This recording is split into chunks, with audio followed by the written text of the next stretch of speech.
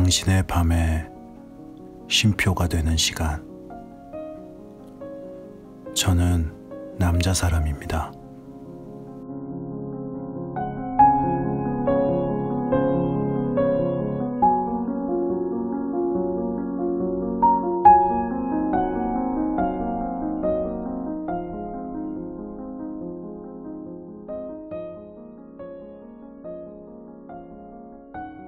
안녕하세요. 여러분이 지금 살고 있는 나라는 이상한 나라인가요? 네. 시작부터 좀 뜬금없는 질문인데, 이제 오늘이 그동안 읽었던 이상한 나라의 앨리스 마지막 시간이에요. 이제 마지막으로 이 이상한 나라의 앨리스를 마무리하면서 한번 질문을 해보고 싶었어요. 우리가 살고 있는 현재 이 대한민국은 과연 이상한 나라일까? 뭐 정치적으로 이야기하자 그런 게 아니고 말 그대로 대한민국은 그냥 표면적으로 이야기를 한 거고, 우리가 살고 있는 나라가 대한민국이니까 정확하게 말하면은 좀 더 부가 설명을 하자면 이제 우리가 살고 있는 세계를 말하고 싶은 건데, 결론부터 이야기한다면은 저는 이상한 나라인 것 같아요. 여러분은 어떠세요? 어릴 때 부모님 품에 이제 집에서 그렇게 가정에 있을 때, 그리고 시간이 조금 흘러 이제 유치원을 가고 초등학교, 이제 중학교, 고등학교, 대학교까지, 뭐 대학교는 선택적인 부분이니까 그 부분을 제외를 한다고 해도 우리는 이제 아주 자연스럽게 어느 순간부터 인지도 하지 못하고 너무나도 당연스럽게 이 사회에 좀 적응을 해 나가게 되죠. 이게 왜 당연한지도 모르고 그냥 너무나도 자연스럽게 그렇게 사회의 일원이 되었던 것 같아요. 인지하지 전혀 못하고. 근데 이 이상한 나라의 앨리스라는 책을 읽으면서 제가 느낀 하나는,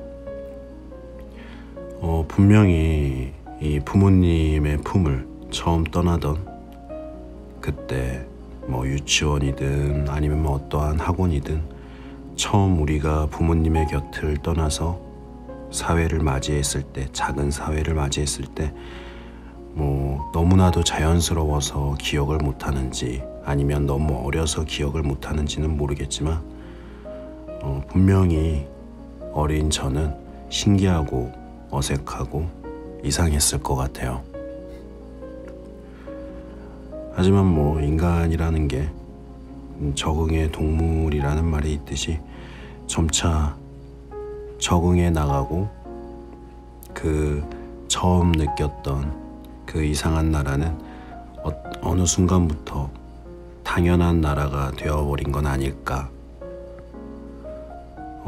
그런 생각이 들었습니다.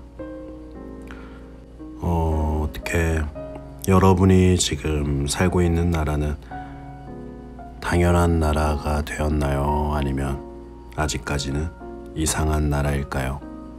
뭐 당연한 나라든 이상한 나라든 중요한 거는 본인이 얼마나 충실하게 그 세계에 잘 살고 있는지가 아닐까라는 생각을 해봅니다. 네. 그럼 당신의 밤 쉼표가 되는 시간, 각자가 살고 있는 나라를 상상하면서 12번째이자 마지막 시간인 이상한 나라의 앨리스 시작해 보도록 하겠습니다. 그럼 재밌게 들어주세요.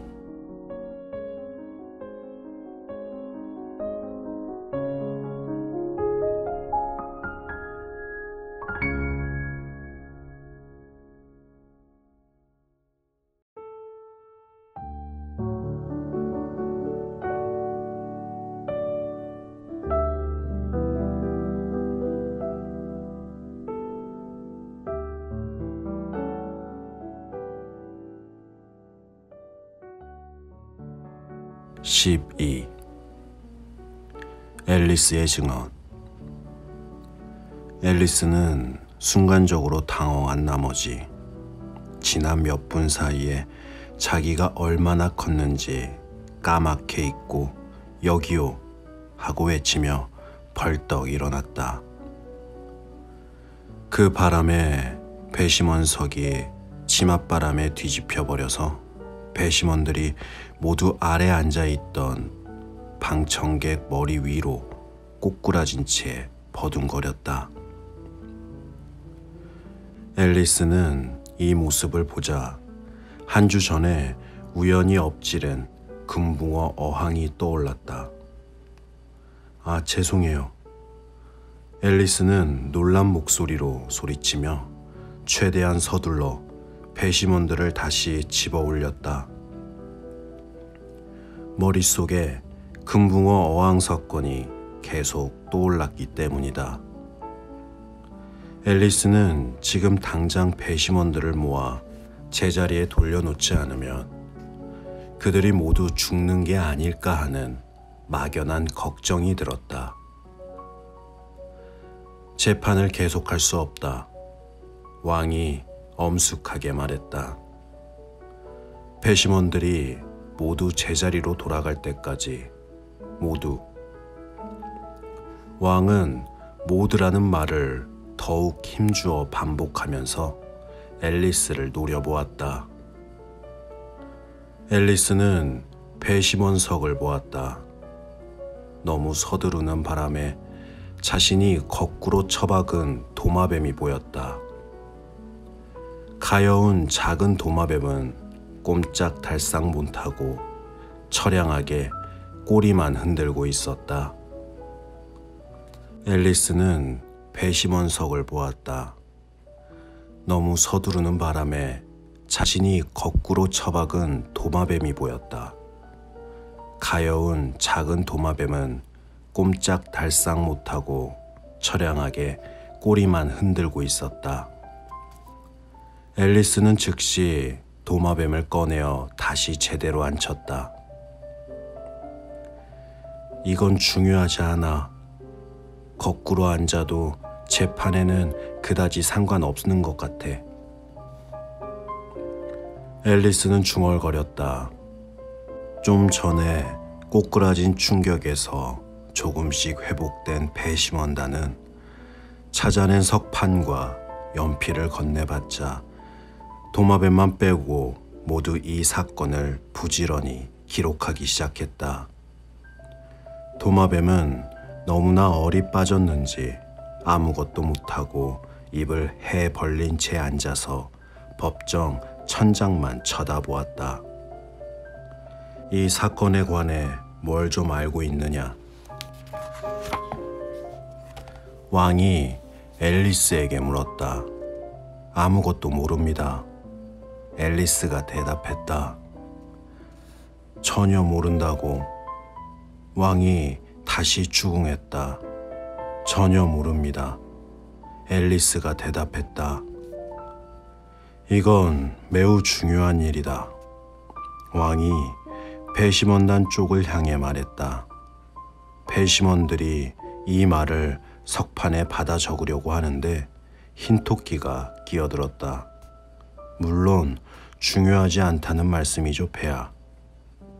말투는 아주 공손하지만 찡그린 얼굴로 인상을 쓰며 흰토끼가 말했다. 물론 중요하지 않다는 뜻이지.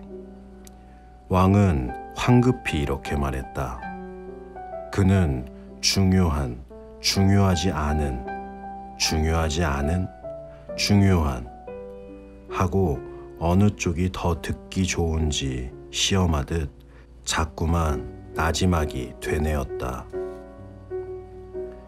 배심원단 가운데 몇 명은 중요한이라고 썼고 몇 명은 중요하지 않은 이라고 썼다.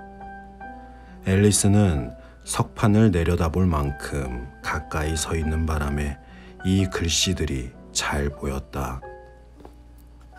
하지만 저건 재판과는 전혀 상관없잖아. 라고 앨리스는 생각했다. 바로 이때 수첩에 뭔가를 바삐 적던 왕이 정숙이라고 외치더니 수첩을 낭독했다. 규칙 제42조 키가 1600m가 넘는 사람은 모두 법정을 나가야 한다. 다들 앨리스를 쳐다보았다. 제 키는 1600m가 안 되는데요. 앨리스가 말했다. 돼. 왕이 말했다. 거의 3200m는 될 게다. 여왕이 덧붙였다. 글쎄 어쨌든 저는 여기서 못 나가요. 게다가 그건 정식 규칙도 아니에요. 그 규칙은 지금 막 만들었잖아요. 앨리스가 말했다. 이건 이 수첩에서 제일 오래된 규칙이야. 왕이 말했다. 그렇다면 제1조라야죠. 앨리스가 말했다. 왕의 안색이 창백해지더니 이내 수첩을 덮어버렸다. 평결을 내려라. 왕이 배심원단에게 낮고 떨리는 목소리로 말했다.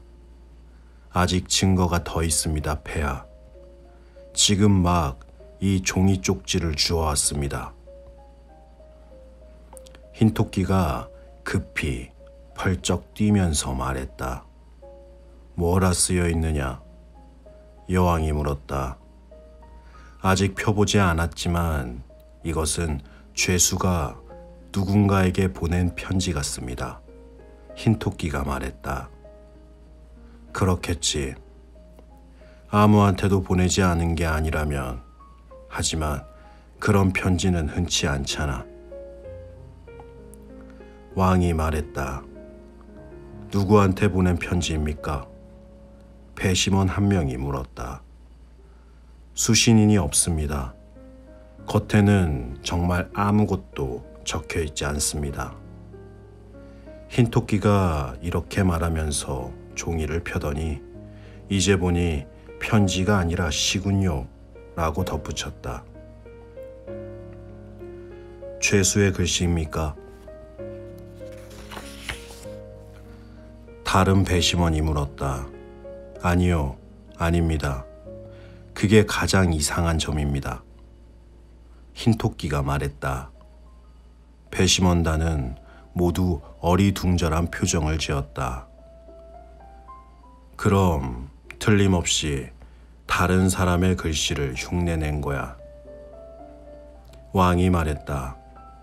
다시 배심원단의 표정이 다들 밝아졌다. 폐하, 저는 절대로 쓰지 않았습니다. 또 제가 썼다는 증거도 없지 않습니까?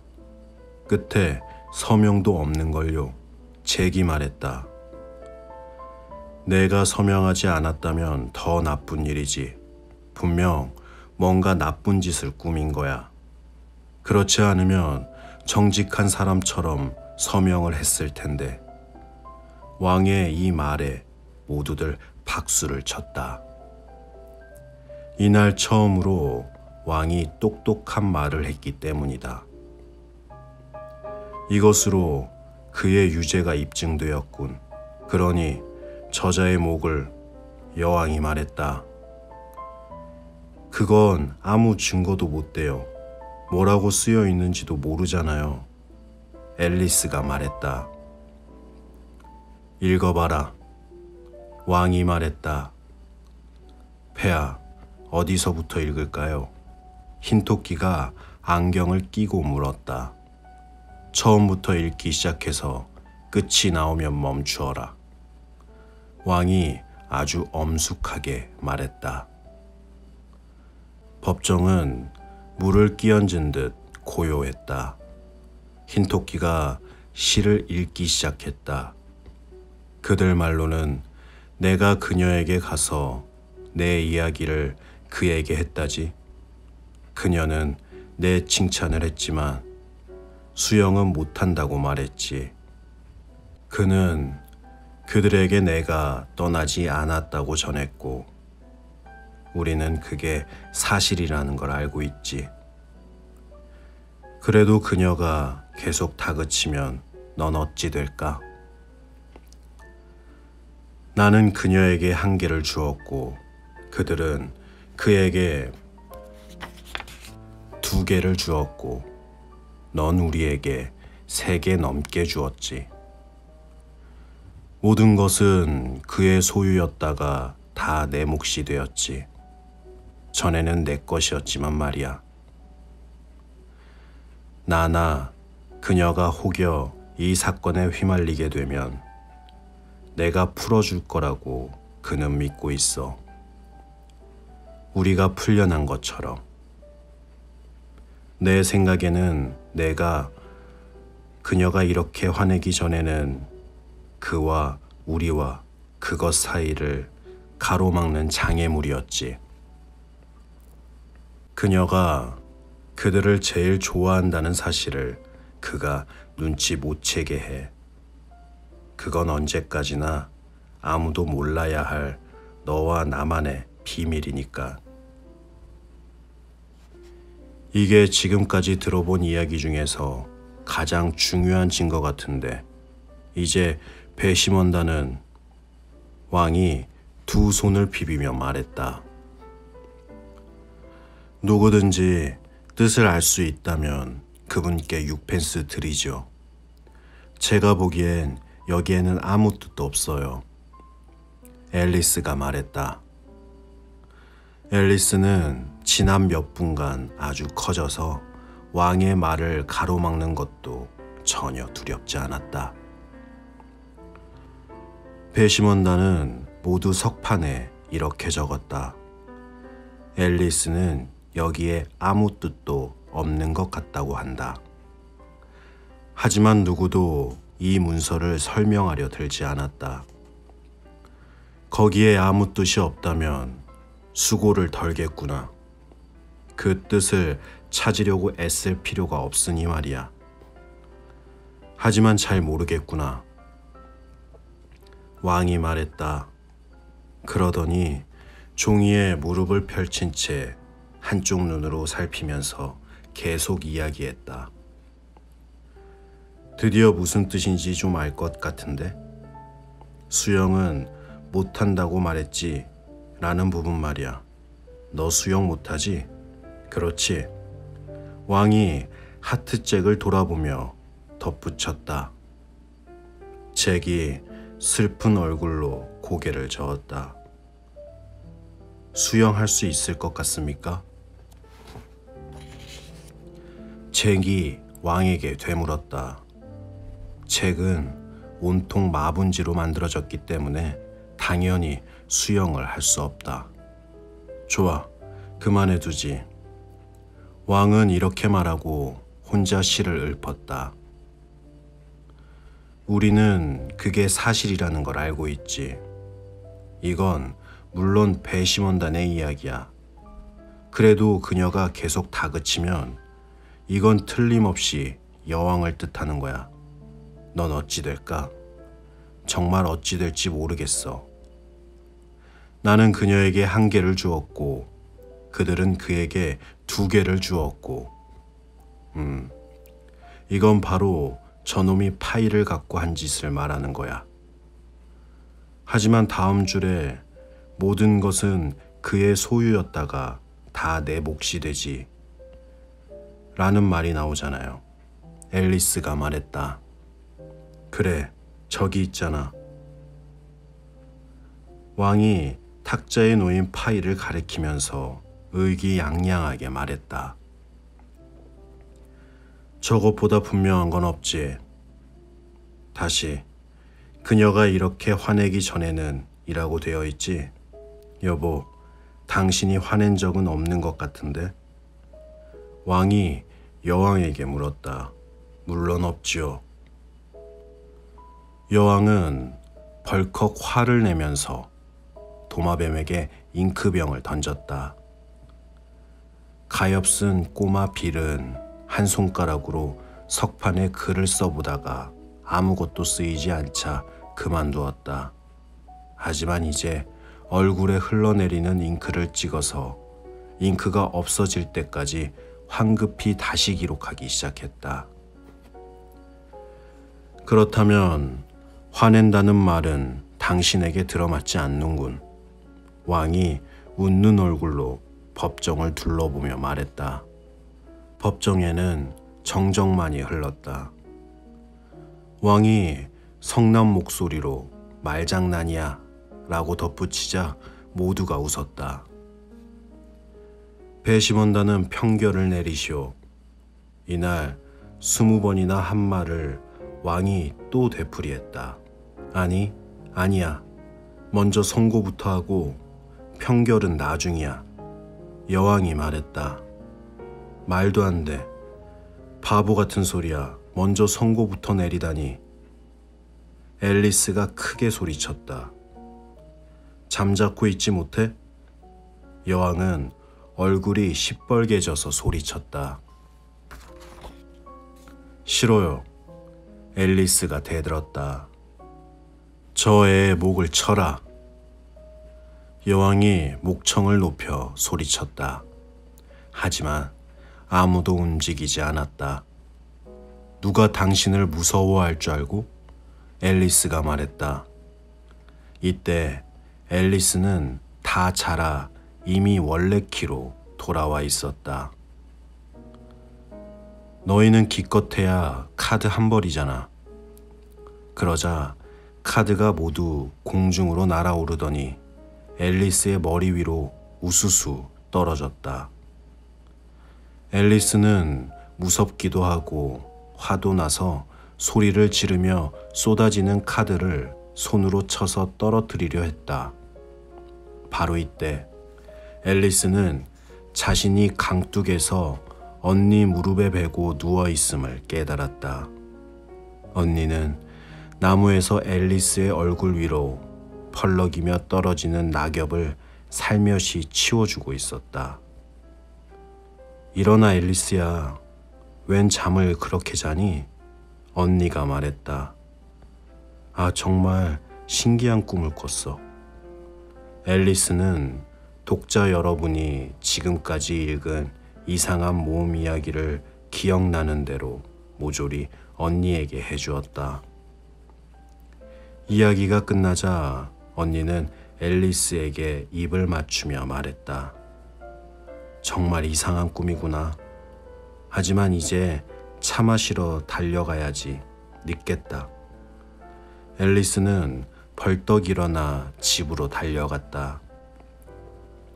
달려가면서도 정말 멋진 꿈이었다고 생각했다. 하지만 언니는 앨리스가 집으로 돌아간 뒤에도 그 자리에 턱을 고이고 앉아 뉘엿뉘엿 지는 해를 바라보면서 어린 앨리스가 해준 이상한 꿈 이야기를 생각해 보았다. 그러다 어느새 언니도 꿈을 꾸기 시작했다. 언니의 꿈은 이런 것이었다. 먼저 언니는 꿈에 앨리스를 보았다. 앨리스는 다시 한번 작은 손으로 언니 무릎을 꼭 잡고 초롱초롱 반짝이는 눈으로 언니 눈을 쳐다보고 있었다. 앨리스의 목소리가 원래 그대로 들렸고 흩날려 자꾸 눈을 찌르는 머리카락을 뒤로 넘기려고 이상하게 고개를 젖히는 앨리스의 모습이 보였다. 그 소리가 아직 들릴 때면, 아니, 들리는 듯할 때면 주변 온 세상이 동생의 꿈에 등장한 이상한 동물들과 함께 살아 움직이는 것 같았다. 흰토끼가 급히 지나갈 때 언니 발 아래에 높이 자란 풀이 바스락거렸다. 놀란 쥐가 가까이에 고인 웅덩이를 첨벙거리며 지나갔다. 3월 토끼와 그의 친구들이 끝없이 이어지는 다가회에서 찻잔을 달그락거리는 소리와 가엾은 손님들에게 사형 선고를 내리는 여왕의 날카로운 목소리가 들렸다. 돼지같이 생긴 아기가 공작 부인의 무릎에서 다시 재채기를 해댔고 그 주위로 접시며 식기가 깨지는 소리가 났다. 그리핀이 소리를 질렀고 도마뱀이 연필로 석판에 글씨를 쓰느라 삐걱대는 소리가 났다.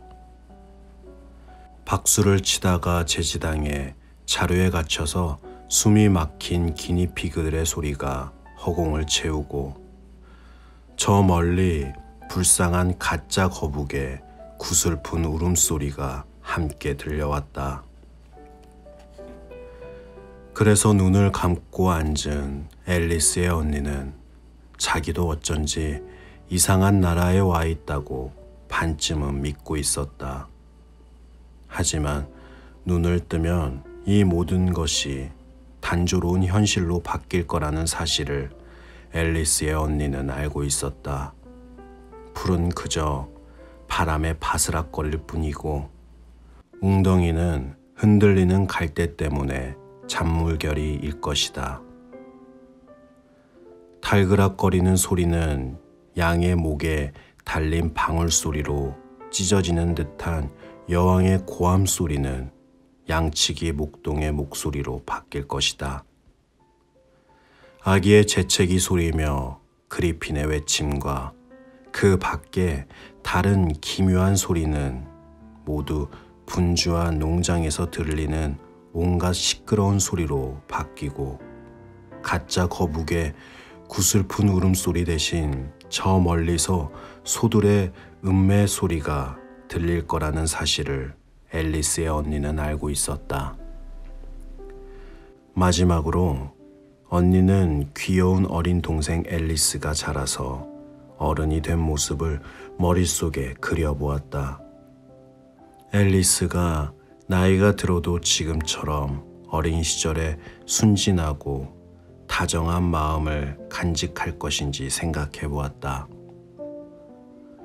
주위에 다른 아이들을 모아놓고 여러 가지 신기한 이야기, 아마도 오래전 꿈속에 이상한 나라 이야기를 들려주면서 아이들의 눈동자를 초롱초롱 빛나게 해줄 앨리스의 모습을 그려보았다. 아울러 자신의 어린 시절과 즐거운 여름날을 떠올리면서 아이들의 순수한 슬픔을 함께 나누고 아이들의 소박한 즐거움에 더불어 즐거워할 앨리스의 모습을 그려보았다.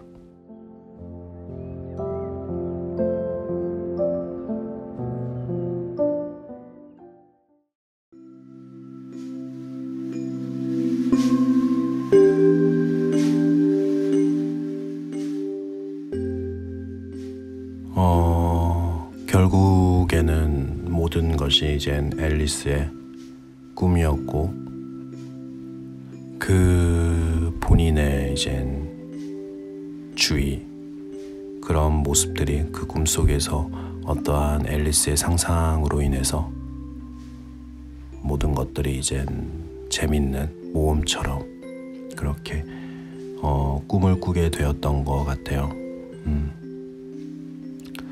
마지막 부분에 그 언니가 이제 느꼈던 그런 감정들, 반쯤 그 이상한 나라에 들어간 것 같았지만 결국에 눈을 뜨게 되면 현실로 돌아오는 그런 부분들이 인상이 깊었던 것 같습니다. 네.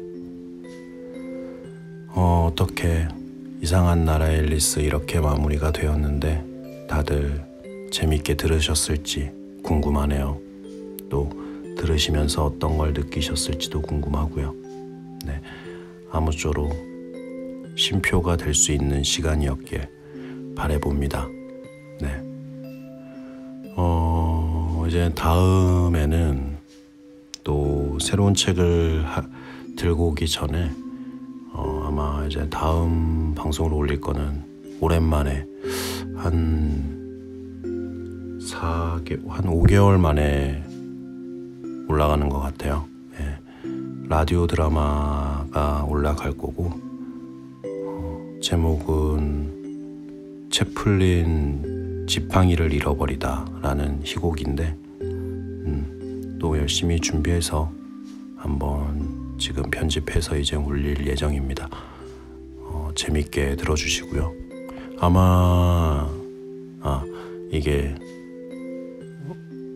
그 성인만 들을 수 있도록 설정해서 올릴 예정이에요. 이게 나머지는 괜찮은데 첫 번째 에피소드에 좀 욕이 나와서 그거를 삐 처리하려다가 그러면은 너무 좀 깨질 것 같다라는 느낌이 들어서 그냥 그 어린 친구들은 들을 수 없도록 해가지고 설정해서 올릴 예정이니까 그래도 뭐 그렇게 큰 막 엄청난 그런 욕들은 아니거든요. 그러니까 성인분들은 재밌게 또 들어주시기 바랍니다. 그럼 오늘은 여기까지 하고요. 당신의 밤에 쉼표가 되는 시간, 저는 남자 사람이었습니다. 그럼 편안한 밤 되세요.